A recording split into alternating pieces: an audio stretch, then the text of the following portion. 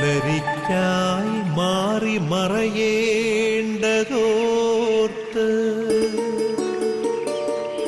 ചന്ദ്രനക്ഷത്രാദികൾ വിതുമ്പുമ്പോൾ മാറ്റമില്ലാതെങ്ങും വിരാജിക്കും ദൈവമേ, അങ്ങയെ വാഴ്ത്തുന്നു ഞങ്ങൾ. ഉദിച്ചെങ്ങും പ്രഭതൂകും പാരിലെ സൂര്യരശ്മിയേക്കാൾ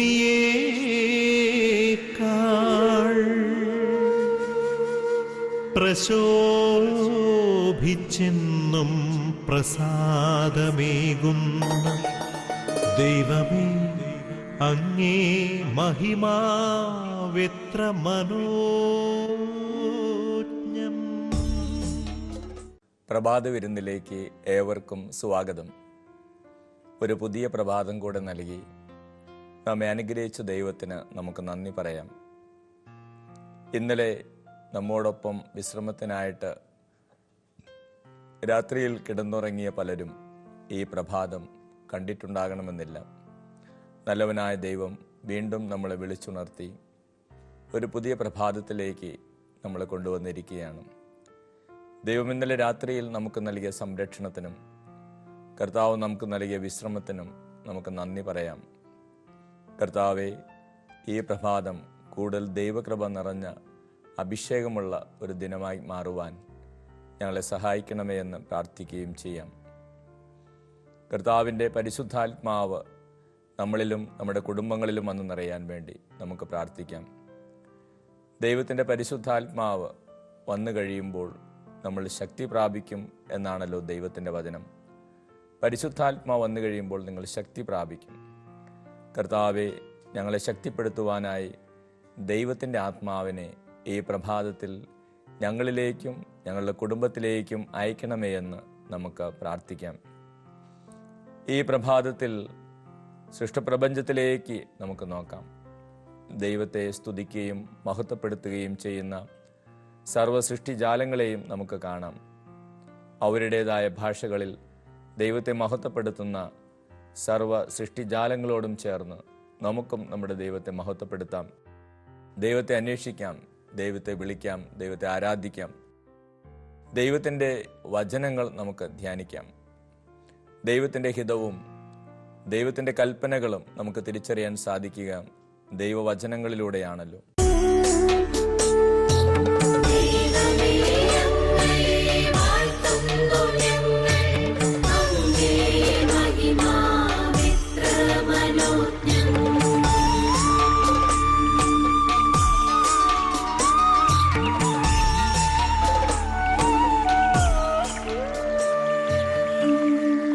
വൃക്ഷലതാദികൾ കുളിർക്കാട്ടിൽ കുളിർമ കൊള്ളുന്ന പോൽ ദൈവമേ, നിൻ ആർദ്രമാമനുകമ്പയാൽ നിൻ ജനം കുളിർന്നേടട്ടെ. തൂമഞ്ഞിൽ വിടരും പുഷ്പസുഗന്ധമെത്രയോ ഹൃദ്യം, പരിമളത്തിനുറവയാം നറുസൗരഭ്യമാകട്ടെ ഞങ്ങളുമീ മണ്ണിൽ.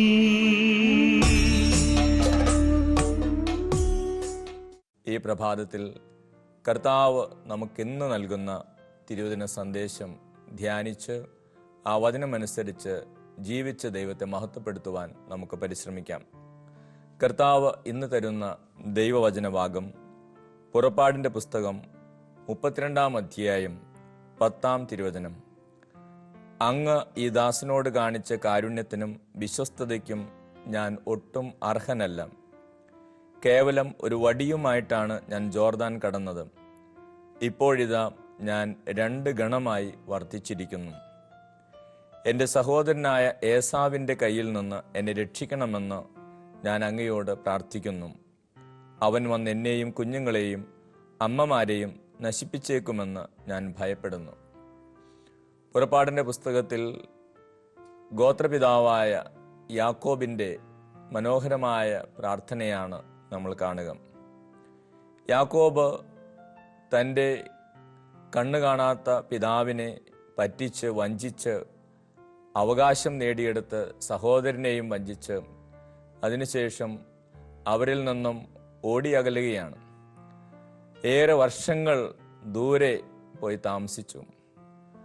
അന്നത്തെ യാക്കോബിൻ്റെ മനോഭാവങ്ങൾ പിന്നീട് ഏറെ വർഷങ്ങൾക്ക് ശേഷം ഒത്തിരിയേറെ മാറിപ്പോവുകയാണ്. ഒത്തിരിയേറെ ജീവിത അനുഭവങ്ങളിലൂടെയും കഷ്ടതകളിലൂടെയും ബുദ്ധിമുട്ടുകളിലൂടെയും ഒക്കെ കടന്നുപോയ യാക്കോബ് പിന്നീട് തൻ്റെ പ്രാർത്ഥനയിൽ തന്നെ ഒത്തിരിയേറെ മാറ്റങ്ങൾ വരുത്തുകയാണ്. അദ്ദേഹത്തിൻ്റെ മനോഭാവങ്ങളിൽ തന്നെ ഏറെ മാറ്റങ്ങൾ ഉണ്ടാവുകയും ആഴം വരികയും ചെയ്യുകയാണ്. അന്ന് വർഷങ്ങൾക്ക് മുമ്പ് ഈ യാക്കോബ് പിതാവിനെയും സഹോദരനെയും വഞ്ചിച്ച് അവരുടെ അരികിൽ നിന്ന് കടന്നു പോകുമ്പോൾ അന്ന് പ്രാർത്ഥിച്ചത് നമ്മൾ ഉൽപ്പത്തി പുസ്തകത്തിൽ വായിക്കും. ഉൽപ്പത്തി പുസ്തകത്തിൽ 28-ാം അധ്യായത്തിൽ 20-ാം തിരുവചനത്തിൽ നമ്മളിങ്ങനെ വായിക്കും.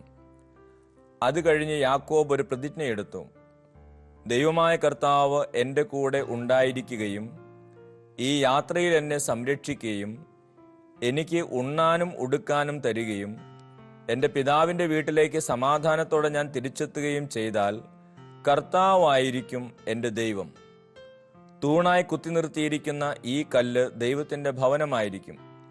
അവിടുന്ന് എനിക്ക് തരുന്നതിൻ്റെ എല്ലാം 10-1 ഞാൻ അവിടത്തേക്ക് സമർപ്പിക്കുകയും ചെയ്യും. അന്നത്തെ നാളുകളിൽ യാക്കോബിൻ്റെ മനോഭാവം വേറൊരു മനോഭാവമായിരുന്നു. യാക്കോബ് അന്ന് പ്രാർത്ഥിച്ചെന്താണ്? ദൈവമേ, നീ ചില കാര്യങ്ങളൊക്കെ എനിക്ക് ചെയ്തു തന്നാൽ നീ ആയിരിക്കും എൻ്റെ ദൈവം. ദൈവത്തോട് പ്രാർത്ഥിച്ചതാണ് അന്ന് യാക്കോബ്. വർഷങ്ങൾക്ക് മുമ്പ് 20ഓളം വർഷങ്ങൾക്ക് മുമ്പ് അന്ന് യാക്കോബ് ദൈവത്തോട് പ്രാർത്ഥിച്ചതാണ്, നീ എനിക്ക് സംരക്ഷണം തന്നാൽ, നീ എൻ്റെ കൂടെ വന്നാൽ, നീ എൻ്റെ വീട്ടിലേക്ക് എന്നെ സമാധാനത്തോടെ തിരിച്ചു കൊണ്ടുവന്നാൽ നീ ആയിരിക്കും എൻ്റെ ദൈവം. എന്നിട്ട് യാക്കോബ് സംസാരിച്ചതാണ്, ഇങ്ങനെയൊക്കെ നീ എനിക്ക് ചെയ്തു തന്നാൽ അങ്ങ് എനിക്ക് തരുന്നതിൻ്റെ എല്ലാം 10-1 ഞാൻ അവിടത്തേക്ക് സമർപ്പിക്കുകയും ചെയ്യും. വാസ്തവത്തിൽ ഒത്തിരിയേറെ കണ്ടീഷണലായിട്ട് ഉള്ളൊരു പ്രാർത്ഥനയായിരുന്നു അത്. അതായത് യാക്കോബ് അന്ന് ദൈവത്തോട് പറയുന്നത് തന്നെ ഒരു ആഴമായ സ്നേഹത്തിൽ നിന്ന് പുറപ്പെടുന്ന ഒരു പ്രാർത്ഥനയായിരുന്നില്ല. നീ ഇന്ന കാര്യങ്ങളൊക്കെ എനിക്ക് ചെയ്തു തന്നാൽ നീ എൻ്റെ കർത്താവായിരിക്കും, നീ എൻ്റെ ദൈവമായിരിക്കും, നിനക്ക് നീ തരുന്നതിൻ്റെയൊക്കെ 10-1 തരാം എന്നാണ് യാക്കോബ് എന്ന് പറഞ്ഞത്. എന്നാൽ ഈ യാക്കോബ് പിന്നീട് ലാബാന്റെ ഭവനത്തിലെത്തി. അവിടെ കുറേ വർഷങ്ങൾ ജോലി ചെയ്ത് അവിടെ ഒത്തിരിയേറെ അനുഭവങ്ങളിലൂടെയും മനുഷ്യൻ കടന്നു പോവുകയാണ്. ഒത്തിരിയേറെ സഹനങ്ങളിലൂടെയും ബുദ്ധിമുട്ടുകളിലൂടെയും തകർച്ചകളിലൂടെയും പ്രതിസന്ധികളിലൂടെയും ഒത്തിരിയേറെ വർഷങ്ങൾ ജോലി ചെയ്തും യാക്കോബും ജീവിതത്തിൽ ഒത്തിരിയേറെ കാര്യങ്ങൾ പഠിക്കുകയാണ്. ഒത്തിരിയേറെ കാര്യങ്ങൾ യാക്കോബ് മനസ്സിലാക്കി. ഒത്തിരിയേറെ ജീവിതത്തിൽ മാറ്റം വന്നു, ചിന്താഗതികളിൽ മാറ്റം വന്നു, മനോഭാവങ്ങളിൽ മാറ്റം വന്നു, അദ്ദേഹത്തിൻ്റെ ആഗ്രഹങ്ങളിൽ മാറ്റം വന്നു. ഈ 20 വർഷം കൊണ്ട് യാക്കോബ് ഒത്തിരിയേറെ രൂപപ്പെടുകയായിരുന്നു ദൈവത്താൽ. പിന്നീട് ഈ പ്രശ്നങ്ങളെല്ലാം ഇങ്ങനെയുള്ള അനുഭവങ്ങളിലൂടെയൊക്കെ 10-20 വർഷം കടന്നുപോയതിനു ശേഷം 20 വർഷങ്ങൾക്ക് ശേഷമാണ് നമ്മൾ നേരത്തെ കണ്ട പ്രാർത്ഥന യാക്കോബ് നടത്തുന്നത്. അപ്പോഴേക്കും യാക്കോബ് ഒത്തിരിയേറെ വളർന്നു. എത്ര മനോഹരമായിട്ടാണ് യാക്കോബ് ദൈവത്തോട് നന്ദി പറഞ്ഞ് പ്രാർത്ഥിക്കുന്നത്. ആദ്യത്തെ പ്രാർത്ഥനയും 20 വർഷങ്ങൾക്ക് ശേഷമുള്ള ഈ പ്രാർത്ഥനയും തമ്മിൽ എന്ത് അന്തരമാണുള്ളത്? 20 വർഷങ്ങൾക്ക് ശേഷം യാക്കോബ് ഇങ്ങനെയാണ് പ്രാർത്ഥിക്കുന്നത്, അങ്ങ് ഈ ദാസനോട് കാണിച്ച കാരുണ്യത്തിനും വിശ്വസ്തതയ്ക്കും ഞാൻ ഒട്ടും അർഹനല്ല. കേവലം ഒരു വടിയുമായിട്ടാണ് ഞാൻ ജോർദാൻ കടന്നത്. ഇപ്പോഴിതാ ഞാൻ 2 ഗണമായി വർദ്ധിച്ചിരിക്കുന്നു. അത് യാക്കോബിന്റെ ഹൃദയവും മനസ്സുമൊക്കെ നന്ദി കൊണ്ട് നിറയുകയാണ്. അന്ന് വളരെ കണ്ടീഷണലായിട്ടൊക്കെ സംസാരിച്ചിരുന്ന, അങ്ങനെയൊക്കെ നീ ചെയ്താൽ ഞാൻ ഇങ്ങനെ ചെയ്യാമെന്ന് പറഞ്ഞിരുന്ന യാക്കോബ് വർഷങ്ങൾ കഴിഞ്ഞ് ജീവിതാനുഭവങ്ങളിലൂടെ ദൈവാനുഭവങ്ങളുടെ കുറേ കാര്യങ്ങളൊക്കെ മനസ്സിലാക്കി യാക്കോബിന്റെ പ്രാർത്ഥനയിൽ തന്നെ വളരെ വ്യത്യാസം വരികയാണ്. അത്ര മനോഹരമായിട്ടാണ് പ്രാർത്ഥിച്ചത്. ദൈവമേ, ഈ ദാസനോട് കാണിച്ച കാരുണ്യത്തിന് വിശ്വസ്തതയ്ക്കും ഞാൻ ഒട്ടും അർഹനല്ല. കേവലം ഒരു വടിയുമായിട്ടാണ് ഞാൻ ജോർദാൻ കടന്ന് ഇപ്പോൾ ഞാൻ 2 ഗണമായി വർദ്ധിച്ചിരിക്കുന്നു. അതെ, ദൈവം തനിക്ക് നൽകിയ അനുഗ്രഹങ്ങൾ ഓർത്ത് യാക്കോബ് നന്ദി പറയുകയാണ്. ദൈവം നൽകിയ സംരക്ഷണം ഓർത്ത് യാക്കോബ് നന്ദി പറയുകയാണ്. ദൈവം ജീവിതത്തിലേക്ക് ചൊരിഞ്ഞ അനുഗ്രഹങ്ങൾ ഓർത്ത് യാക്കോബ് നന്ദി പറയും.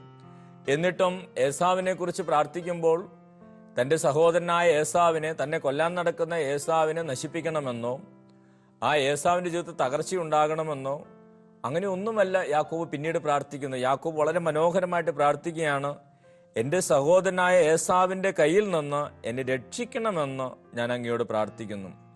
അവൻ വന്ന് എന്നെയും കുഞ്ഞുങ്ങളെയും അമ്മമാരെയും നശിപ്പിച്ചേക്കുമെന്ന് ഞാൻ ഭയപ്പെടുന്നു. അതാണ് പ്രാർത്ഥനയിലുള്ള വളർച്ച. ആ പ്രാർത്ഥനയുള്ള വളർച്ചയിൽ യാക്കോബ് ഇപ്പോൾ തൻ്റെ സഹോദരൻ നശിച്ചു പോകണമെന്നോ സഹോദരൻ്റെ കുടുംബം നശിക്കണമെന്നോ അങ്ങനെ ഒന്നുമല്ല യാക്കോബ് പ്രാർത്ഥിക്കുന്നത്. എന്നെ ഈ പ്രതിസന്ധി ഒന്ന് അതിജീവിക്കാൻ എന്നെ സഹായിക്കണം. എൻ്റെ സഹോദരൻ എൻ്റെ കുഞ്ഞുങ്ങളെയും എൻ്റെ ഭാര്യമാരെയും കൊല്ലാൻ വരികയാണെങ്കിൽ അതിൽ നിന്ന് എന്നെ രക്ഷിക്കണം. എത്ര മനോഹരമായിട്ടാണ് യാക്കോബിൻ്റെ പ്രാർത്ഥനകൾ മാറുന്നത്, യാക്കോബിൻ്റെ നിയോഗങ്ങളും മാറുന്നത്. യാക്കോബ് ജീവിതാനുഭവങ്ങളിലൂടെ, പ്രാർത്ഥനകളിലൂടെ കുറേ കാര്യങ്ങൾ ജീവിതത്തിൽ പഠിച്ചതിന് ശേഷം മനോഹരമായിട്ട് പ്രാർത്ഥിക്കുക. ദൈവമേ, ജീവിതത്തിൽ പ്രശ്നങ്ങളുണ്ടാകും, ജീവിതത്തിൽ പ്രതിസന്ധികളുണ്ടാകും, തകർച്ചകളുണ്ടാകും, എതിരാളികളുണ്ടാകും. അവരൊക്കെ നശിച്ചു പോകണമെന്നൊന്നല്ല ഞാൻ പ്രാർത്ഥിക്കുന്നത്. ആ സാഹചര്യത്തെ അതിജീവിക്കാനുള്ള ശക്തി നീ എനിക്ക് തരണം. ആ പ്രതിസന്ധിയെ അതിജീവിക്കാനുള്ള ശക്തി എനിക്ക് നീ തരണം. അതാണ് യാക്കോബിൻ്റെ മനോഹരമായ പ്രാർത്ഥന. സ്നേഹമുള്ളവരെ, ജീവിതത്തിലെ പ്രശ്നങ്ങളും പ്രയാസങ്ങളും ഒക്കെ ഇല്ലാതാക്കണമേ എന്നല്ല യാക്കോബ് പ്രാർത്ഥിക്കുന്നത്. യാക്കോബ് പ്രാർത്ഥിക്കുന്നത്, ദൈവമേ, അവയ്ക്കൊന്ന് അതിജീവിക്കാനുള്ളൊരു കരുത്ത് എനിക്ക് നീ തരണം, അവയിലൊക്കെ ഒന്ന് പിടിച്ചു നിൽക്കാനുള്ള ശക്തി എനിക്ക് നൽകണമേ. മനോഹരമായ പ്രാർത്ഥനയിലേക്ക് യാക്കോബ് ഏറെ വർഷങ്ങൾ കഴിഞ്ഞ് വളരുകയാണ്. ദൈവത്തിന് നന്ദി പറയുകയാണ് തൻ്റെ ജീവിതത്തിൽ സംഭവിച്ച കാര്യങ്ങൾ ഓർത്ത്. എന്നാൽ ആദ്യ നാളുകളിലൊക്കെ ഇന്ന കാര്യങ്ങൾ എനിക്ക് ചെയ്തു തന്നാൽ നീ എൻ്റെ കർത്താവായിരിക്കുമെന്നും 10-1 നൽകാമെന്നൊക്കെ പറഞ്ഞ യാക്കോബിൻ്റെ ചിന്തകളിൽ എത്ര മനോഹരമായ മാറ്റമാണ് വരുന്നത്. അദ്ദേഹം ദൈവത്തിൻ്റെ നന്ദി പറയുക. ദൈവം ജീവിതത്തിലേക്ക് ഇതുവരെ ചൊരിഞ്ഞ അനുഗ്രഹങ്ങൾ, ഒരു വടിയുമായിട്ട് ജോർദാൻ കടന്ന് എന്നെ ഇത്രയും വലിയൊരു ഗണമാക്കി വളർത്തിയതിന് ദൈവത്തിന് നന്ദി പറയുക. സ്നേഹമുള്ളവർ, നമ്മുടെ ഓരോരുത്തരുടെ ജീവിതത്തിൽ ഇങ്ങനെയൊക്കെ തന്നെയാണ്. നമ്മളും ദൈവത്തോട് നന്ദി പറഞ്ഞ് പ്രാർത്ഥിക്കേണ്ടവരാണ്. ജീവിതത്തിൽ ചെറിയ തുടക്കങ്ങളാണ് നമ്മുടെ ഓരോരുത്തരുടെ ജീവിതത്തിൽ ഉണ്ടായിരുന്നത്. ചെറിയ ചെറിയ തുടക്കങ്ങളാണ് നമ്മുടെ ജീവിതത്തിൽ ഉണ്ടായിരുന്നത്. എന്നാൽ ഇന്ന് ഒന്ന് തിരിഞ്ഞു നോക്കുമ്പോൾ, പിന്തിരിഞ്ഞു നോക്കുമ്പോൾ, ഒരു വടിയുമായി കടന്ന യാക്കോബിനെ പോലെ, ഒരു വടിയുമായി ജോർദാൻ കടന്ന യാക്കോബിനെ പോലെ ചെറിയ ചെറിയ കാര്യങ്ങളായിട്ട് ആരംഭിച്ച നമ്മളെ ദൈവം എന്തുമാത്രം വളർത്തിയിരിക്കുന്നു. ഒന്നുമില്ലാതിരുന്ന നമ്മളിൽ പലർക്കും നല്ലൊരു ഭവനം നൽകി, സ്നേഹിക്കാൻ ജീവിത പങ്കാളിയെ നൽകി, മക്കളെ നൽകി, ഒത്തിരി അനുകൂലമായ സാഹചര്യങ്ങൾ നൽകി. ദൈവം എന്തുമാത്രം വളർത്തിയിരിക്കുന്നു. അപ്പോഴും ജീവിതത്തിൽ ചില പ്രതിസന്ധികളും തകർച്ചകളൊക്കെ വരുമ്പോൾ നമ്മൾ പലപ്പോഴും ദൈവത്തെ വേദനിപ്പിക്കുന്ന വിധത്തിൽ പലരും സംസാരിക്കുന്നു, അല്ലെങ്കിൽ വിശ്വാസത്തിൽ പിന്മാറുന്നു. എന്നാൽ യാക്കോബ് എത്ര മനോഹരമായിട്ടാണ് പ്രാർത്ഥിക്കുന്നത്, ദൈവമേ, ഇതെല്ലാം നീ എനിക്ക് നൽകി, ദൈവമേ, ഇതെല്ലാം നീ എനിക്ക് നൽകി. ഇപ്പോഴും ഞാൻ പ്രതിസന്ധിയിൽ തന്നെയാണ്, പക്ഷെ എൻ്റെ പ്രാർത്ഥന ഇതാണ്, എൻ്റെ ഈ പ്രതിസന്ധിയിൽ നീ എന്നെ സഹായിക്കണം, അവയൊന്ന് അതിജീവിക്കാൻ, അവയൊന്ന് നേരിടാൻ നീ എനിക്ക് കരുത്ത് തരണം. എത്ര മനോഹരമായ പ്രാർത്ഥന. സ്നേഹമുള്ളവരെ, നമുക്കും നമ്മുടെ ജീവിതത്തിൽ ഉണ്ടാകേണ്ട മനോഹരമായ ഒരു മനോഭാവത്തിലേക്ക് ദൈവമേ ഞങ്ങളെ വളർത്തണമേ എന്ന് നമ്മൾ പ്രാർത്ഥിക്കേണ്ടതുണ്ട്. ഞാൻ ഓർക്ക സെമിനാരിയിൽ പഠിച്ചുകൊണ്ടിരുന്ന കാലം ഞങ്ങൾ അന്ന് 20 പേരാണ് വർഷങ്ങൾക്ക് മുമ്പ് ഞങ്ങളുടെ ബാച്ചിൽ സെമിനാരിൽ ചേർന്നത്. അങ്ങനെ 20 പേർ ചേർന്നു. അതിൽ എല്ലാ തലങ്ങളിലും നല്ല മിടുക്കന്മാരായിട്ടുള്ളവർ, പഠിക്കാനാണെങ്കിലും സ്പോർട്സിനാണെങ്കിലും അഭിനയത്തിനാണെങ്കിലും എല്ലാത്തിലും നല്ല മിടുക്കന്മാരായിട്ടുള്ള അനേകരുണ്ടായിരുന്നു. അങ്ങനെ ഈ 20 പേരുമായിട്ട് ഞങ്ങൾ സെമിനാരി പഠനം ആരംഭിച്ചു. 12 വർഷത്തെ പരിശീലന കാലം. അതിൽ ആദ്യത്തെ 2-3 വർഷങ്ങൾ കഴിഞ്ഞപ്പോൾ തന്നെ കുറച്ച് പേരൊക്കെ പതുക്കെ പോകാൻ തുടങ്ങി. പിന്നീട് 6-7 വർഷങ്ങൾ കഴിഞ്ഞപ്പോൾ ചിലർ കൂടെ പുറത്തേക്ക് പോയി. അവസാനം ഞങ്ങൾ തിരുപ്പട്ടം സ്വീകരിക്കുന്ന സമയമായപ്പോൾ 20 പേർ ആരംഭിച്ചിട്ട് ഞങ്ങൾ 3 പേരാണ് അന്ന് തിരുപ്പട്ടം സ്വീകരിച്ചത്. മറ്റുള്ളവരൊക്കെ ജീവിത വഴികളിൽ പലയിടങ്ങളിൽ വെച്ച് അവർ പിരിഞ്ഞുപോയി. അപ്പോൾ ചിലരൊക്കെ പിരിഞ്ഞു പോകാൻ കാരണം അന്ന് ചില പ്രതിസന്ധികൾ ഉണ്ടായപ്പോൾ, ചില അസൗകര്യങ്ങൾ ഉണ്ടായപ്പോൾ എടുത്തു ചാടി അവർ അവയെ അതിജീവിക്കാൻ സാധിക്കാതെ, അഡ്ജസ്റ്റ് ചെയ്യാൻ സാധിക്കാതെ എടുത്തു ചാടി പോയവരാണ്. പിന്നീട് വർഷങ്ങൾക്ക് ശേഷം സെമിനാരിലെ പഠനമൊക്കെ കഴിഞ്ഞ് വൈദികനായി പിന്നീട് ഇങ്ങനെ ധ്യാന കേന്ദ്രങ്ങളൊക്കെ ശുശ്രൂഷ ചെയ്യാൻ തുടങ്ങിയപ്പോൾ അന്ന് സെമിനാരിയിൽ കൂടെ പഠിച്ചിരുന്ന പലരും ഈ ധ്യാന കേന്ദ്രങ്ങളിലൊക്കെ ശുശ്രൂഷകൾക്ക് വരാറുണ്ട്. ചിലരൊക്കെ പ്രാർത്ഥനയ്ക്ക് വരാറുണ്ട്, ധ്യാനത്തിന് വരാറുണ്ട്. അപ്പോൾ അന്ന് കൂടെ പഠിച്ചിരുന്ന പല സുഹൃത്തുക്കളും പിന്നീട് കാണുമ്പോൾ അവർ വന്ന് സങ്കടത്തോടെ പറഞ്ഞിട്ടുള്ള ഒരു കാര്യം ഇതാണ്: അന്ന് നിങ്ങളെപ്പോലെയൊക്കെ കുറച്ചുകൂടെ അഡ്ജസ്റ്റ് ചെയ്ത് നിന്നിരുന്നെങ്കിൽ എത്ര നല്ലൊരു അവസ്ഥയിലേക്ക് ഞങ്ങൾക്ക് എത്താമായിരുന്നു. അപ്പോൾ അന്ന് ഞങ്ങൾ ഒരു ബുദ്ധിമുട്ടുണ്ടായപ്പോൾ, ഒരു പ്രശ്നമുണ്ടായപ്പോൾ അത് ചോദ്യം ചെയ്ത് അല്ലെങ്കിൽ പിടികിട്ടാത്തൊരു കാര്യം വന്നപ്പോൾ പെട്ടെന്ന് എടുത്തു ചാടി ഞങ്ങൾ വീട്ടിലേക്ക് പോയി. എന്നിട്ട് ഇവർക്ക് പറയാനുള്ളത്, അന്ന് ഒട്ടും അഡ്ജസ്റ്റ് ചെയ്യാതെ അവർ വീടുകളിലേക്ക് പോയെങ്കിൽ ഇന്ന് അവരുടെ വിവാഹം കഴിഞ്ഞ് അവർക്ക് ഭാര്യയുണ്ട്, മക്കളുണ്ട്. പക്ഷേ ആ കുടുംബജീവിതത്തിൽ ഒത്തിരിയേറെ പ്രശ്നങ്ങളുണ്ട്. ഭാര്യയുമായിട്ടുള്ള ജീവിതത്തിൽ ഒത്തിരി പ്രശ്നങ്ങളുണ്ട്, മക്കളുടെ കാര്യത്തിൽ ഒത്തിരി പ്രശ്നങ്ങളുണ്ട്. പക്ഷേ അവരുടെ ജീവിതത്തിലും ഈ യാക്കോബിന്റെ ജീവിതത്തിലെ ഒരു പക്വത തന്നെയാണ് കാണുന്നത്. ഈ പ്രതിസന്ധികളിലൂടെയൊക്കെ കടന്നു പോകുമ്പോൾ അവർ പറയുന്നത്, അച്ഛൻ ഞങ്ങൾക്ക് വേണ്ടി പ്രാർത്ഥിക്കണം, ഞങ്ങളുടെ കുടുംബത്തിന് വേണ്ടി പ്രാർത്ഥിക്കണം, എൻ്റെ ഭാര്യയ്ക്ക് വേണ്ടി പ്രാർത്ഥിക്കണം, മക്കൾക്ക് വേണ്ടി പ്രാർത്ഥിക്കണം, സമാധാനം ഉണ്ടാകാൻ വേണ്ടി പ്രാർത്ഥിക്കണം, ഈ ജീവിതത്തിൽ നല്ല വിധത്തിൽ മുമ്പോട്ട് പോകാൻ പ്രാർത്ഥിക്കണം. അതെ, ജീവിതം അവരെയും കുറേ കാര്യങ്ങൾ പഠിപ്പിച്ചു. അവരുടെ കുടുംബവും അവരെ കുറേ കാര്യങ്ങൾ പഠിപ്പിച്ചു. വിവാഹ ജീവിതവും മക്കളൊത്തുള്ള ജീവിതവും ഭാര്യമൊത്തുള്ള ജീവിതവും കുടുംബം അവർ ഒത്തിരിയേറെ കാര്യങ്ങൾ പഠിപ്പിച്ചു. അന്ന് ജീവിതത്തിൽ ചില പ്രതിസന്ധികൾ ഉണ്ടായപ്പോൾ അത് ഇട്ടിട്ട് പോയെങ്കിൽ ഇന്ന് ജീവിതത്തിൽ പ്രശ്നങ്ങൾ ഉണ്ടാകുമ്പോൾ അവർ ഇട്ടിട്ട് പോകുന്നില്ല. അവരുടെ മനോഭാവങ്ങളിൽ മാറ്റം വന്നു, ചിന്തകളിൽ മാറ്റം വന്നു. അവർ കുറച്ചുകൂടെ ദൈവത്തിൽ ആശ്രയിച്ച് പ്രാർത്ഥിച്ച് എളിമയോടെ ജീവിക്കാൻ തുടങ്ങി. അപ്പോൾ സ്നേഹമുള്ളവർ, ഇതെല്ലാം ക്രമമായി ഒരു വ്യക്തിയുടെ ജീവിതത്തിലേക്ക് കടന്നു വരുന്ന മാറ്റങ്ങളാണ്. പലപ്പോഴും പ്രാർത്ഥനയിൽ വലിയ എടുത്തുചാട്ടവും അഹങ്കാരവും ഒക്കെ കാണിക്കുന്ന പലരും ജീവിത അനുഭവങ്ങളിലൂടെ അവരുടെ ജീവിതത്തിൽ ഒത്തിരിയേറെ മാറ്റം സംഭവിക്കുന്നു. യാക്കോബിന്റെ ജീവിതത്തിലും അതുതന്നെയാണ് സംഭവിച്ചത്. യാക്കോബിന്റെ ഈ പ്രാർത്ഥന എത്ര മനോഹരമാണ്. ആദ്യമൊക്കെ, നീ ഇന്നതൊക്കെ എനിക്ക് ചെയ്തു തന്നാൽ ഞാൻ നിന്നോട് അങ്ങനെ പ്രവർത്തിക്കാം, 10-1 നിനക്ക് തരാം. ദൈവം തന്നതിന്റെ 10-1 നിനക്ക് തരാമെന്നാണ് ദൈവത്തോട് വാഗ്ദാനം ചെയ്യുന്നത്. എന്നാൽ 20 വർഷങ്ങൾക്ക് ശേഷം മനോഹരമായി പ്രാർത്ഥിക്കുന്നു. ദൈവത്തിന് നന്ദി പറഞ്ഞിട്ട് യാക്കോബ് മനോഹരമായിട്ട് പ്രാർത്ഥിക്കുന്നു. അതുപോലെ നമ്മുടെ ഒരു ആത്മീയ ജീവിതത്തിൽ ഞങ്ങൾക്കും വളർച്ച നൽകണമേ എന്ന് നമുക്ക് ദൈവത്തോട് പ്രാർത്ഥിക്കാം, ദൈവത്തിന് നന്ദി പറയാം. എത്ര മനോഹരമായിട്ടാണ് യാക്കോബ് ദൈവത്തിന് നന്ദി പറയുന്നത്. അങ്ങ് ഈ ദാസനോട് കാണിച്ച കാരുണ്യത്തിനും വിശ്വസ്തതയ്ക്കും ഞാൻ ഒട്ടും അർഹനല്ല. കേവലം ഒരു വടിയുമായിട്ടാണ് ഞാൻ ജോർദാൻ കടന്നത്. ഇപ്പോൾ ഞാൻ 2 ഗണമായി വർദ്ധിച്ചിരിക്കുന്നു. അതേ സ്നേഹമുള്ളവരെ, ജീവിതത്തിൽ ദൈവം ചൊരിഞ്ഞ അനുഗ്രഹങ്ങൾ ഓർക്കാനും ദൈവത്തിന് നന്ദി പറയാനും ദൈവം നൽകിയ അനുഗ്രഹങ്ങൾക്കൊന്നും എനിക്കൊട്ടും അർഹതയില്ല എന്ന് ദൈവത്തിൻ്റെ മുമ്പിൽ ഏറ്റുപറയാനും അങ്ങനെ കൂടുതൽ ദൈവാനുഗ്രഹങ്ങളിലേക്ക് കടന്നു വരുവാനും ഞങ്ങളെ സഹായിക്കണമേ എന്ന് നമുക്ക് പ്രാർത്ഥിക്കാം.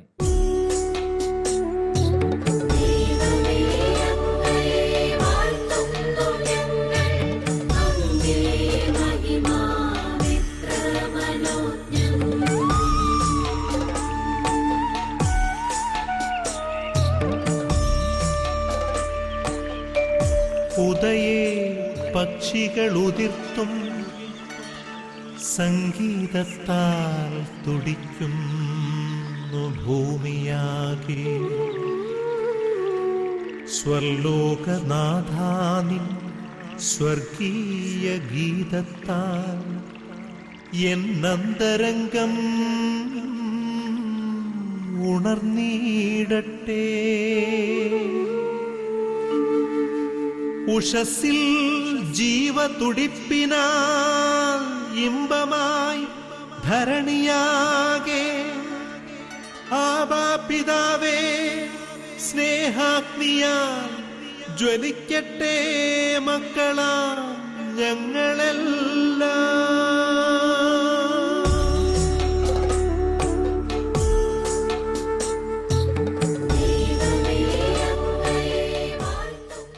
കർത്താവായ യേശുവേ, അങ്ങയുടെ സന്നിധിയിൽ ആയിരിക്കുന്ന ഈ പ്രഭാത വിരുന്നിൽ പങ്കെടുത്തുകൊണ്ടിരിക്കുന്ന ഓരോ കുടുംബത്തെയും സമർപ്പിച്ച് പ്രാർത്ഥിക്കുന്നു.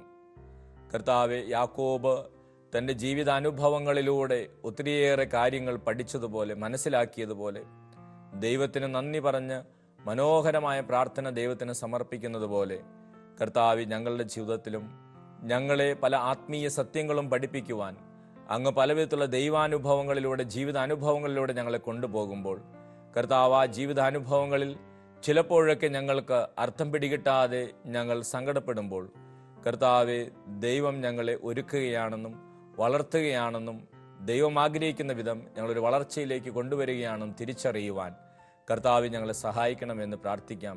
സ്നേഹമുള്ളവരെ, യാക്കോബിനെ പോലെ നമുക്ക് നന്ദിയുള്ളവരായി മാറാം. നീണ്ട 20 വർഷത്തെ ജീവിതത്തിന് ശേഷം, പിന്നീടുള്ള ജീവിതത്തിന് ശേഷം, അമ്മായിയപ്പൻ്റെ ഭവനത്തിലുള്ള പല കഷ്ടതകൾക്കും ബുദ്ധിമുട്ടുകൾക്കൊക്കെ ശേഷം ആ മനുഷ്യൻ്റെ ജീവിതത്തിൽ വന്നൊരു വലിയ മാറ്റം പോലെ കർത്താവെ, പ്രാർത്ഥനാ ജീവിതത്തിൽ ഞങ്ങൾ ഓരോ ദിവസവും വളർത്തണമേ എന്ന് നമുക്ക് പ്രാർത്ഥിക്കാം. നമ്മുടെ കുടുംബത്തെയും നമ്മുടെ കുടുംബത്തിലുള്ളവരെയും നമ്മുടെ മക്കളെയും എല്ലാവരെയും ദൈവത്തിന് നമുക്ക് സമർപ്പിക്കാം. യാക്കോബിനെ പോലെ നമുക്ക് പ്രാർത്ഥിക്കാം. ദൈവമേ, നീ എൻ്റെ കുടുംബത്തിന് ചെയ്തു തന്ന കാര്യങ്ങൾക്കൊന്നും ഈ ദാസർക്ക് അവകാശമില്ല, അതിനുള്ള യോഗ്യതയില്ല. കർത്താവെ, നീ എൻ്റെ കുടുംബത്തിനും എൻ്റെ ജീവിതത്തിനും എൻ്റെ മക്കൾക്കും ചെയ്തു തന്ന കാര്യങ്ങൾക്കൊന്നും ഞങ്ങൾക്ക് യോഗ്യതയില്ല. കർത്താവെ, നീ ഞങ്ങൾ അത്രമാത്രം അനുഗ്രഹിച്ചിട്ടുണ്ട്. കർത്താവെ, ഒരു വടിയുമായിട്ടാണ് ഞാൻ ജോർദാൻ കടന്നത്. അത് ചെറിയ കാര്യങ്ങളുമായിട്ടാണ് ഞാൻ തുടങ്ങിയത്. എന്നെ നീ ഇത്രയും വളർത്തിയിരിക്കുന്നു. കർത്താവ്, നിനക്ക് നന്ദി പറഞ്ഞ് മുമ്പോട്ട് പോകുവാനും കൂടുതൽ ദൈവകൃപ സ്വന്തമാക്കാൻ ഞങ്ങളെ സഹായിക്കണമേ എന്ന് നമുക്ക് യാക്കോബിനോട് ചേർന്ന് ദൈവത്തെ മഹത്വപ്പെടുത്തി പ്രാർത്ഥിക്കാം. ഹാലലിയ, ഹാലലിയ, ഹാലലിയ. യേശുവേ നന്ദി, കർത്താവെ നന്ദി, പരിശുദ്ധാത്മാവേ നന്ദി. കർത്താവെ, ഇടപെടണമേ. കർത്താവെ, ഞങ്ങൾക്ക് നൽകിയ അനുഗ്രഹങ്ങൾക്ക് നന്ദി പറയുന്ന കർത്താവെ, ജീവിതത്തിൽ ദൈവത്തിൽ ആശ്രയിച്ച് മുമ്പോട്ട് പോകുവാൻ ഞങ്ങളെ സഹായിക്കണം. വേണ്ട വിധം പ്രാർത്ഥിക്കേണ്ടത് എങ്ങനെയാണെന്ന് അറിയാത്ത ഞങ്ങളെ പ്രാർത്ഥിക്കാൻ പഠിപ്പിക്കണമേ. കർത്താവെ, ഹാലലിയ, ഹാലലിയ, ഹാലലിയ. കർത്താവെ, നന്ദിയുള്ള ഹൃദയം ഞങ്ങൾക്ക് നൽകണമേ.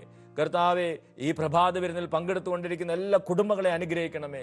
എല്ലാ കുടുംബങ്ങളിലും അങ്ങ് അനുഗ്രഹിച്ച കാര്യങ്ങൾ ഓർത്ത് ദൈവത്തിന് നന്ദി പറയാനുള്ള ഒരു മനസ്സ് നൽകണമേ. യാക്കോബിനെ പോലെ ദൈവമേ, അങ്ങ് എനിക്ക് ചെയ്തു തന്ന കാര്യങ്ങൾക്കൊന്നും ഈ ദാസന് ഒട്ടും അർഹതയില്ല. ഒരു വടിയുമായിട്ടാണ് ഞാൻ ജോർദാൻ കടന്നത്. പക്ഷെ ഇപ്പോൾ 2 ഗണമായി ഞാൻ മാറിയിരിക്കുന്നു. ദൈവമേ, നിനക്ക് നന്ദി. നീയാണ് എനിക്ക് ചെയ്തു തന്നത്. കർത്താവിനോട് നന്ദിയുള്ളവരായിരിക്കാൻ കർത്താവ് ഞങ്ങളെ സഹായിക്കണമേ. ഹാലലിയ, ഹാലലിയ, ഹാലലിയ. യേശുവേ നന്ദി, യേശുവേ സ്തോത്രം. ഹാലലിയ, ഹാലലിയ, ഹാലലിയ. യേശുവേ നന്ദി, യേശുവേ സ്തോത്രം. സ്നേഹമുള്ളവരെ, പരിശുദ്ധ അമ്മയുടെ മാധ്യസ്ഥം നമുക്ക് പ്രത്യേകമായിട്ട് അപേക്ഷിക്കാം. പരിശുദ്ധ അമ്മ എപ്പോഴും പറയുന്ന ഒരു കാര്യമുണ്ട്, ഞാൻ ഭാഗ്യവതിയാണ്. പരിശുദ്ധ അമ്മ പറഞ്ഞു, ഞാൻ ഭാഗ്യവതിയാണ്. പക്ഷെ ഞാൻ എന്തുകൊണ്ടാണ് ഭാഗ്യവതിയായിരിക്കുന്നത്? പരിശുദ്ധമ്മ പറഞ്ഞു, ശക്തനായവൻ എനിക്ക് വലിയ കാര്യങ്ങൾ ചെയ്തു തന്നിരിക്കുന്നു. പരിശുദ്ധ അമ്മയുടെ മാതൃക എത്രയോ ഉദാത്തമാണ്. സകല തലമുറകളും എന്നെ ഭാഗ്യവതി എന്ന് പ്രകീർത്തിക്കും. എൻ്റെ മഹത്വം കൊണ്ടല്ല, ശക്തനായവൻ എനിക്ക് വലിയ കാര്യങ്ങൾ ചെയ്തു തന്നതുകൊണ്ട്. അതെ, ഈ ഒരു മനോഭാവം ദൈവമേ ഞങ്ങൾക്ക് നൽകണമേ എന്ന് പ്രാർത്ഥിക്കാം. ദൈവമേ, ഞങ്ങൾ ഇന്ന് എന്തെങ്കിലും ഭാഗ്യം അനുഭവിക്കുന്നുണ്ടെങ്കിൽ, ദൈവമേ എന്തെങ്കിലും ഭാഗ്യമെന്ന് എൻ്റെ കുടുംബത്തിലുണ്ടെങ്കിൽ, ശക്തനായ ദൈവം എനിക്ക് വലിയ കാര്യങ്ങൾ ചെയ്തു തന്നതുകൊണ്ടാണെന്ന് പരിശുദ്ധ അമ്മയെ പോലെ ഏറ്റുപറയാൻ, ദൈവത്തെ മഹത്വപ്പെടുത്തുവാൻ ഞങ്ങളെയും സഹായിക്കണമേ എന്ന് പരിശുദ്ധ അമ്മയോട് പ്രാർത്ഥിക്കാം. സകല വിശുദ്ധരും ദൈവത്തോട് പ്രാർത്ഥിച്ചത് തന്നെയാണ്. അവരുടെ ജീവിതം അത് തന്നെയാണ്. തങ്ങൾക്കുള്ളതെല്ലാം ദൈവത്തിൻ്റെ ദാനമാണെന്നും ദൈവമാണ് തങ്ങളെ വളർത്തിയതെന്നും വലുതാക്കിയതെന്നും ഓരോ ദിവസവും അനുസ്മരിച്ച് ഇതിനൊന്നും ഞങ്ങൾക്ക് യോഗ്യതയില്ല എന്ന് ദൈവത്തിൻ്റെ മുമ്പിൽ ഏറ്റുപറഞ്ഞവരാണ് വിശുദ്ധർ. ആ വിശുദ്ധരുടെ മാധ്യസ്ഥം നമുക്ക് പ്രത്യേകം അപേക്ഷിക്കാം. കാവൽ മാലാഖമാരുടെ സംരക്ഷണം നമുക്ക് പ്രാർത്ഥിക്കാം. വിശുദ്ധ മിഖായേലെ ജീവിതത്തിൻ്റെ വിജയങ്ങളിൽ അഹങ്കാരത്തിലേക്ക് പോകാതെ, ഞങ്ങളിൽ തന്നെ ആശ്രയിക്കുന്ന അവസ്ഥയിലേക്ക് പോകാതെ, ദൈവത്തിൽ ആശ്രയിച്ച് ഞങ്ങൾക്ക് യോഗ്യത ഇന്നുമില്ലാതെയാണ് ദൈവം ഞങ്ങളെ അനുഗ്രഹിച്ചെന്ന് തിരിച്ചറിഞ്ഞ് ദൈവത്തിന് നന്ദി പറഞ്ഞ് ജീവിക്കുവാൻ വിശുദ്ധ മിഖായേലെ ഞങ്ങൾക്ക് സംരക്ഷണം നൽകണമേ എന്ന് പ്രത്യേകമായിട്ട് പ്രാർത്ഥിക്കാം.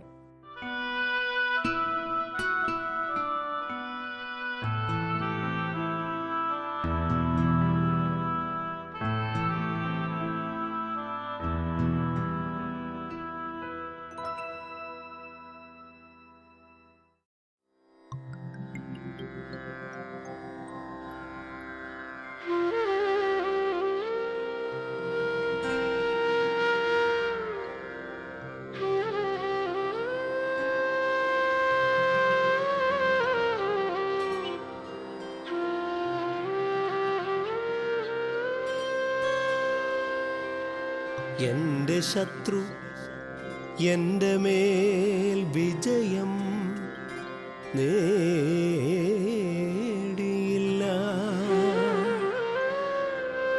അതിനാൽ അവിടുന്ന് എന്നിൽ പ്രസാദിച്ചിരിക്കുന്നു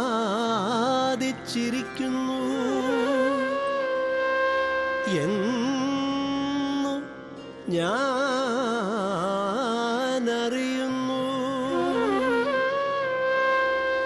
എന്നാൽ എൻ്റെ നിഷ്കളങ്കത നിമിത്തം അവിടുന്ന് എന്നെ താങ്ങുകയും എന്നേക്കുമായി അങ്ങയുടെ സന്നിധിയിൽ ഉറപ്പിച്ചു നിർത്തുകയും ചെയ്തു.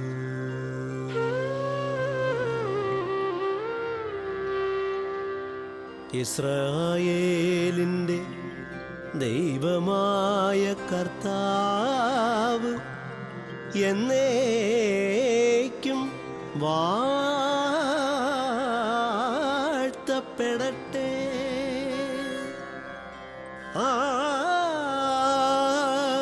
ആമേൻ.